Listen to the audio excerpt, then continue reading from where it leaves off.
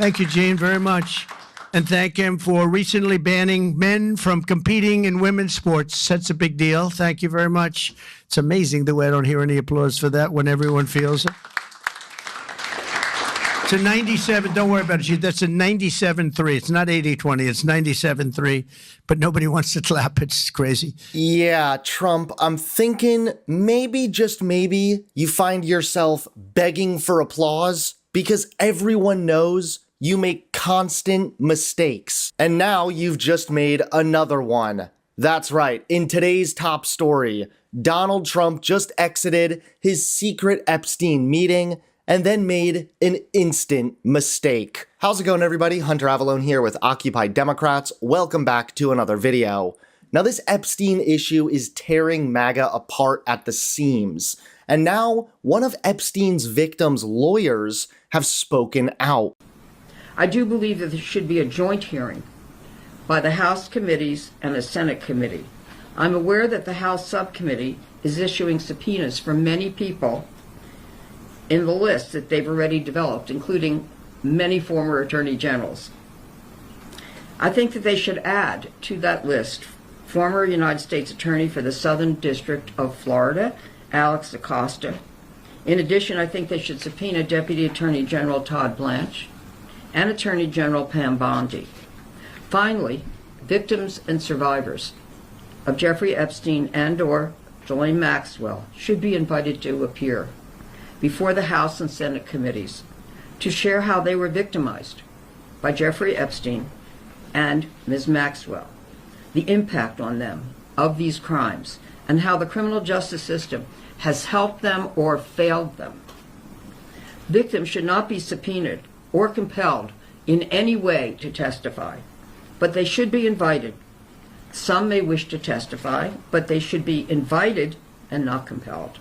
I've said it before, I'll say it again. We as Democrats literally have a responsibility to never let any conservative forget what they did. Never let them forget who they protected with this entire Epstein issue. And now Democrats are rightfully pouncing on this issue. Opposite of democracy. Why is this happening? This is very simple. They do not want the Epstein files to be released.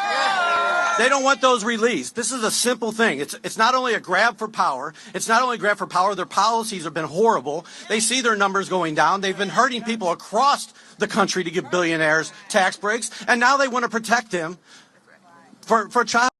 I'm just being honest here, folks. And I can pretty much say that Democrats stand against child molestation. Right?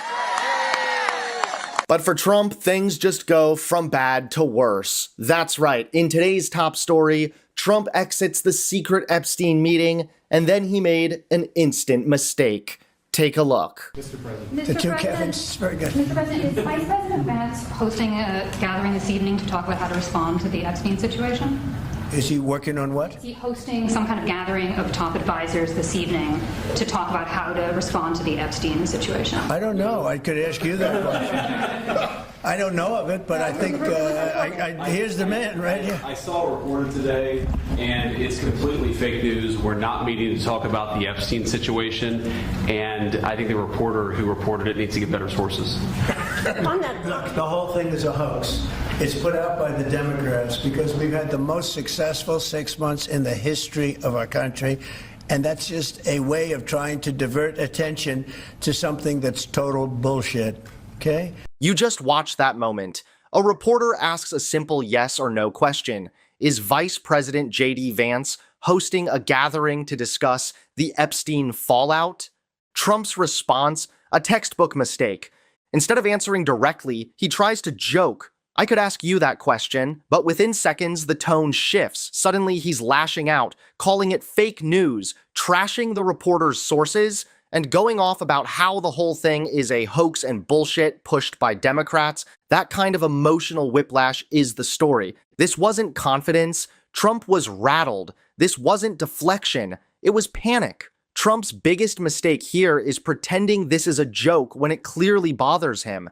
And the second he tries to play it off, he can't hold the act. His demeanor flips on a dime, and now we're watching a president unravel on live television. The more he talks about Epstein, the worse this scandal gets for him. Every time he opens his mouth, it's more erratic, more defensive, and more desperate. What should have been a forgettable question has now become another viral moment, showing a president who cannot keep his cool, because deep down, it's clear this issue hits too close to home.